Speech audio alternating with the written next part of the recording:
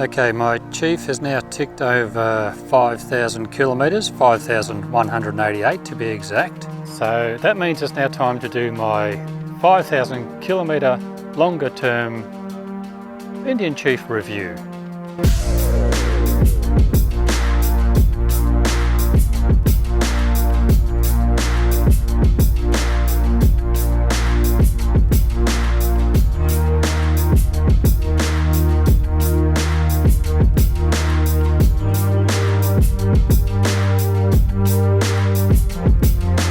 Now I've made notes because there's a lot I want to cover and I don't want to miss anything. What's the ownership experience been like so far, owning an Indian Chief? Well, it's been great, really. It's been no different to any Japanese bike I've owned in that it's reliable. All I have to do is there hasn't been any issues that I've had to get sorted out or anything. It's just, I've just bought the bike, service the bike, put fuel in and check the tyres, and that's it. And every time I want to go for a ride, just hit the starter button and away you go. It's been faultless. I can't fault the ownership experience at all. Now in terms of servicing, the first service was around $380, and that's pretty much in line with what first services seem to be these days. Like they're not cheap. Even going back to my NC750X, I think the first service was around $300. So, you know, that's not, that seems to be the going price nowadays for services. So I can't complain there really. Fuel economy, it definitely uses more fuel than what my NC750X did. But the NC750X is known for being very frugal on fuel. So, you know, that's what you've got to expect when you're riding a bike that's, well, this is basically more than double the capacity of my NC750X. That was a 750cc. This is 1890 cc's. Now for comfort, I find it to be a very comfortable bike now. I have made some modifications to make it more comfortable for me and to suit the way I like to ride. There's been three things I've done to help achieve that, and that's number one being the mini ape handlebars, two being the settlement seat, and three being suspension adjustment, believe it or not. All three of those elements have really come together to make it very comfortable for me to ride, and I'll show you what I look like sitting on the bike with the mini ape handlebars. So this is my riding position with the mini apes. Just very comfortable, very relaxed. The foot position, the peg position, the mid-mounted controls, I'm happy with those. I don't need to have forward controls. I did think about forward controls, but I just find this position to be very comfortable. And with the Saddleman seat, it's got that little bit of an extra step up that the stock seat doesn't have, which holds me in nicely, but I'll talk more about the seat shortly. With this setup, it's just a very nice place to be. It's just very comfortable. I feel like I can sit here for hours, and I have sat for a few hours at a time riding in this position. It's been fantastic, yeah. So comfort is, with this setup, the setup I've got now, oh, and the screen, that's the other thing I did too. With the screen is also a vital component for comfort for me, because the screen just takes all the pressure off the core of my body. It just makes it much more relaxing. I can just sit here without any pressure on me and just relax and ride. Is the screen a must for me? Yes, it is. I have to have this screen, especially with these handlebars, because I do like it without the screen riding around with these handlebars. But then once I hit highway speeds, it's just too much wind pressure, and I just find it too tiring holding myself against that air pressure. So overall, I'm really pleased with where I am at for comfort with this bike. Now with the stock handlebars, I was down around here, and so I felt I was just reaching. It was fine for general running around and riding, but once I started going on longer rides, then it started to get a bit too tiring, where here I can sit and ride all day.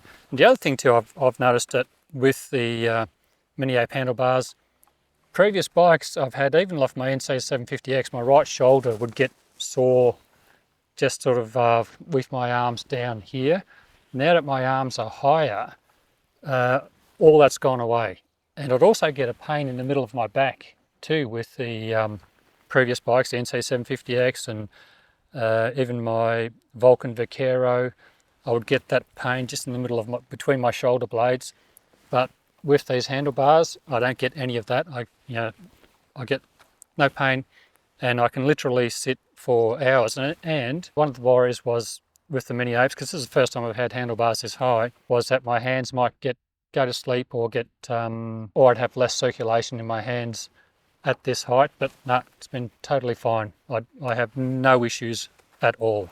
And I do remember people in the past saying that once they've gone to higher handlebars, they can't go back, and I can see why. There's, I couldn't go back to lower bars now after having these handlebars. Now for the Saddleman seat, this is the Saddleman Renegade Solo seat for the Indian Chief. It's been one of another great option that I've put on this bike, another great investment. It was about $442 Australian, so yeah, it's pretty, in terms of custom seats, it's pretty inexpensive. And yeah, it's so much better than a stock seat because you get this extra support on your lumbar here, so I can accelerate harder with this seat. I feel it holds me in a lot better, and it's a lot firmer than the stock seat. With the stock seat, I found that it would pack down over an hour or two, especially 2 or 3 hours of riding, and the foam would it's softer, and the foam would pack down to the point where I felt like I was sitting on the plastic. It would really just sort of pack down to nothing, really. Whereas with the Saddleman seat, being a lot firmer, it doesn't do that. So it feels firmer to sit on, but after an hour or two, it hasn't changed. It's still giving you that support that you want from the seat. That's a big, big plus for me. I do feel I can sit on that seat for a lot longer than I could the stock seat. Now, is it the most comfortable Saddleman seat for the Indian Chief? I haven't tried the Saddleman step-up seat, and because it would step up higher and give me even more lumbar support, so I think that would be definitely be a comfortable seat. But styling wise, I prefer this seat. I think it looks better to my eye on this bike. I definitely think it suits it better, and yeah, it's just smaller and just really suits the bike. And when I say it's smaller, it's still got decent width. It's as wide as the stock seat, but it's actually probably a little bit better than the stock seat in that, it's got a bit of a shoulder on here. Where the stock seat rolls away, you still get support right to the very edge on the Saddleman seat. So the Saddleman seat was definitely a great investment, and yeah, I'm so happy I've put that on the bike. Now for suspension, when I first got the Chief, I backed off the suspension a bit to make it sort of a bit softer and more comfortable, feeling that was probably the better way to go. But after riding for, I spent about 5 hours on it one day, and I noticed that I'd bottomed out a few times on this particularly rough section of road, and it was probably about 5 times I bottomed out, and I was starting to think maybe I need to get some Fox shocks or something for the bike. Then I thought, no, maybe I should just experiment with adjustment first and make sure that I've eliminated the possibility of lack of adjustment or a weakness in the shock. And I'm so glad I did, because I found that by adjusting more preload into the bike, because I did, in the manual it says something around about 300 millimeters from bolt to bolt. Center of the bolts is where it should be for your weight. So you sit on the bike and then measure the suspension bolts where the shocks are mounted to from bolt to bolt. Center of bolt to bolt should be around 300 from memory, or 330, somewhere around there. And I did do that, I checked it, but then I thought what I might do is just adjust the suspension until it stops bottoming out on rough roads.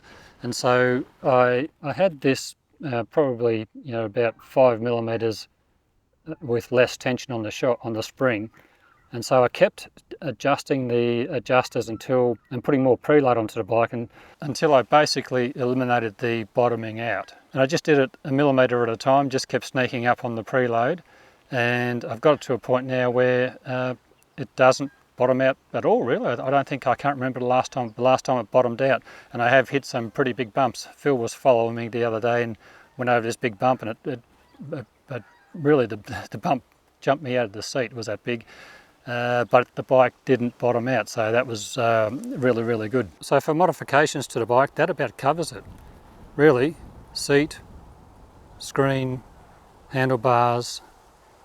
That's about the only thing I've done to the bike. Oh, actually there's one more thing. The locking fuel cap. This doesn't come standard on the Chief, so I bought that. I think this looks a nicer looking cap, and it allows me to lock the fuel cap, which is what I wanted, so that was good as well. Not cheap though, I think about 180 bucks for that Australian for that fuel cap. Now with the way I've got the Chief set up as it is, how far can I ride? Well, I reckon that seat's probably good for about 2 hours in one way.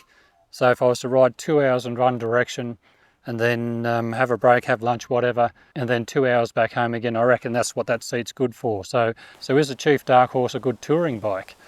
Well, if you're looking for a touring bike, no, it's not a touring bike. The way I've got it set up, it's pretty much an all-rounder for me at the moment. So if I wanted to go for a bit of a trip, I can spend a few hours and go for a ride, and I can spend probably could ride 5 or 6 hours, and it wouldn't be the end of the world. It would be quite all right. But at the same time, the Chief is very agile and very maneuverable, very well balanced. So riding around town, it's not a problem at all. It's still fun in the twisties. I can still have a lot of fun on it. It does scrape the pegs if you really want to lay it over and get into it. And the right foot peg, for some reason, I scrape the right foot peg easier than the left. So I don't know why that is. I know there's a roundabout I like to hit at a good pace, and it's got a bit of an off camber, and so yeah, you run out of lean angle room pretty quickly. Do I wish it had more ground clearance? Not really. With the preload set to where I've got it now, it's sort of lifted the back up a bit, and I have all the cornering clearance I need. If I'm going to push it a little bit harder, I know where it's going to start to scrape, and it doesn't scrape at my normal pace that I like to take bends and curves at. It's only when I start to push it a bit, so that's okay. I don't mind that. I think I'm pretty happy with where it's set up at the moment. Just having a look to see if how much has been ground off it. Still got a way to go, so yeah, not a problem. Now with the cornering clearance, I'm taking the tyre around about to the front tyre to about there by the looks. So I've only got a little bit of a chicken strip left where these little nipples are, but I'm rolling it right around to about there. So that's pretty good. Now looking at the back, the chicken strip's a little bit wider, but I can't. In previous bikes, I'd take that right to the edge. But I can't do it on this bike. It's just I don't have the cornering clearance or the ground clearance once it's leaned over. Now for me, the heart of every motorcycle, and what gives the motorcycle its appeal, is the engine. This here, on every motorcycle I've owned, has been the deciding factor on whether I love the bike or don't. If that engine is a really great engine, then I know I'm really going to like the bike. And this is one of those engines. The 116 is a fantastic engine. It's air-cooled, 1890 cc's. There's no oil cooler that I can see anywhere on the bike, and yet I never have any issues with engine heat. I've ridden in 28-degree days so far. We haven't had a really hot day. Sitting in traffic, sitting at the lights, and that's been fine. Now a big factor in that is my body proportions, because when I sit on the bike I tend to have my leg out like so. I have longer legs, and this is just a comfortable place to be, and so my thigh is well clear of this cylinder. If you had shorter legs, then your leg's probably going to come down closer to that cylinder, and you may notice engine heat, but I never have. I've not experienced any issues with engine heat at all, and I'm not expecting to. Now, if it was a 40-degree day, yeah, I'm probably going to feel the heat coming off the engine, which is about 105 degrees Fahrenheit, 110, whatever it is. But, that's the same on any bike I've ever owned. In a 40-degree day, the engines get hot, and I feel the heat from the engine. So I'm pretty impressed actually how cool this engine runs, considering it's not water cooled. I can't see an oil cooler anywhere, So it's just basically air cooled and oil. It is cooled by the oil, but there's no oil cooler. So that's a pretty impressive feat, really, I reckon. Now, styling wise, I think the bike looks, yeah, superb. I think Indian have done a brilliant job on styling this bike. It just looks good from every angle for me. I particularly like this angle from down here. I reckon it looks pretty tough.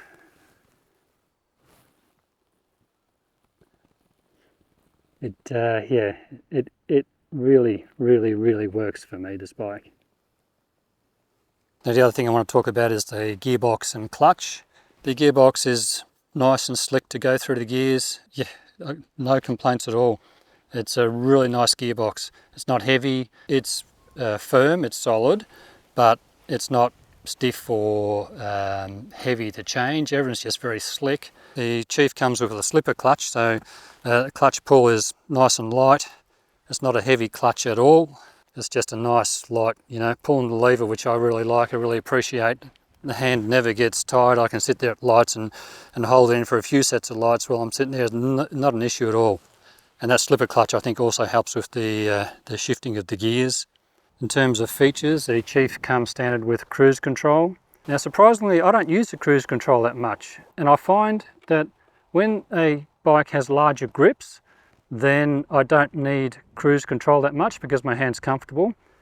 On bikes with narrow handlebars, these are 1-inch handlebars, on the bikes like the Japanese bikes where it's 7/8 inch or whatever it is, I find that the grips are too thin for I've got larger hands and the grips are too thin, and my hands get uncomfortable really quickly, and I really want cruise controls on those sorts of bikes. But for this bike, with these nice thicker grips, my hands don't get fatigued or tired at all, and I can ride for an hour or two and realise I haven't even used or been looking for a cruise control, so that's fantastic. The other feature I love about the Chief is this display. I usually run it on this display where I get gear, tacho, speed, fuel gauge all on one display, and then I can flick it to voltage, how my fuel economy is. There we go, look, I'm doing 4.7 litres per 100 kilometres, so that's pretty good for a bike this size.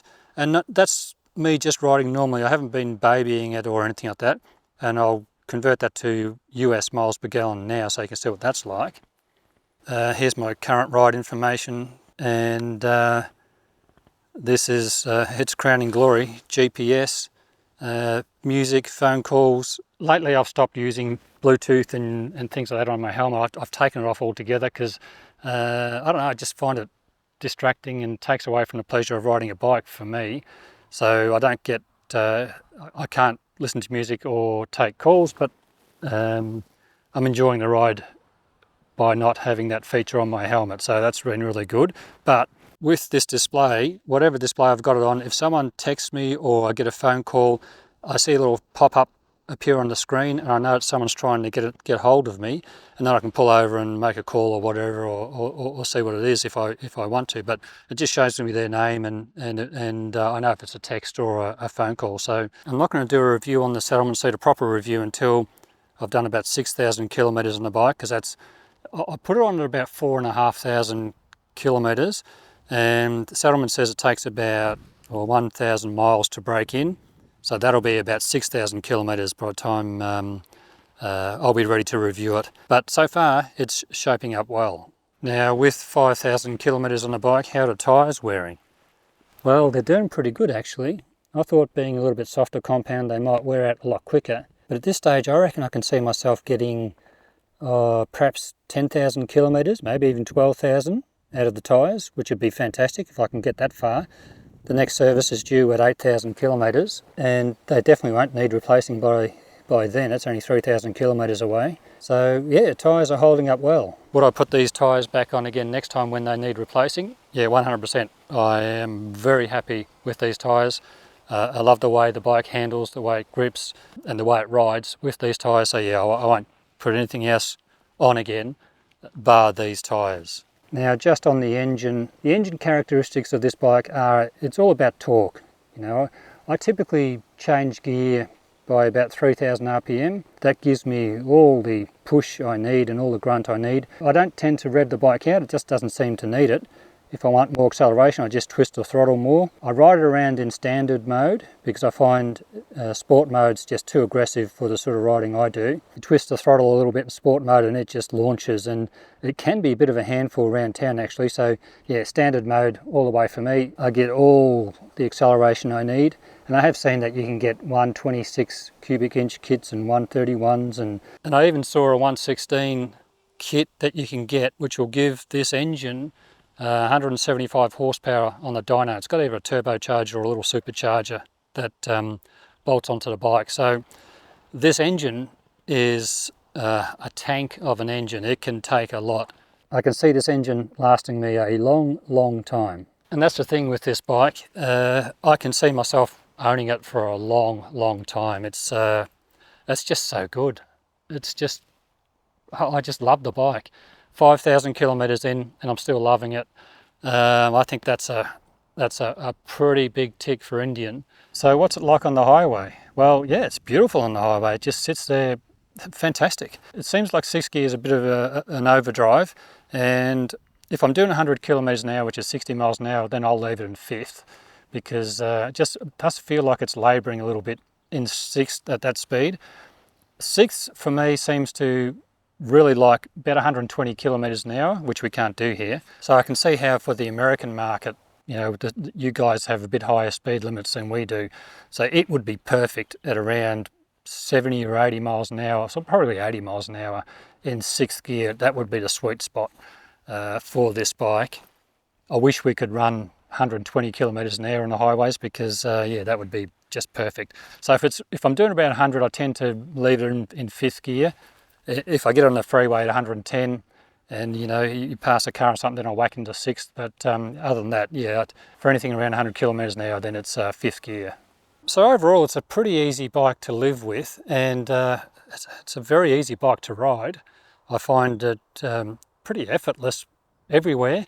The only time I feel, it weighs 304 kilograms wet, fully fueled, and the only time I feel that weight is if I get off and push it into the garage.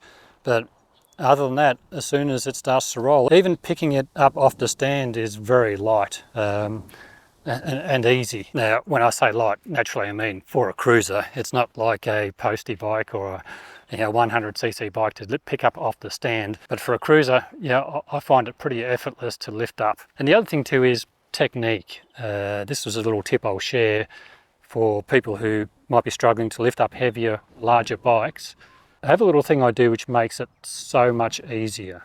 And that is, when I go to hop on the bike, I'll sit on the bike, and when I'm going to lift the bike up, I don't lift it up using my hands so much. I use my hands to help pick it up, but it's more about my thigh. I use my inner thigh and just press it against the inside the seat, and I use my leg to pick the bike up, you know, most of the weight up. That combined with my hands, pressing my leg in against the seat here, combined, you know, with holding the handlebars, the bike comes up pretty easy. So that's a little tip that you can use to help pick up a heavier bike.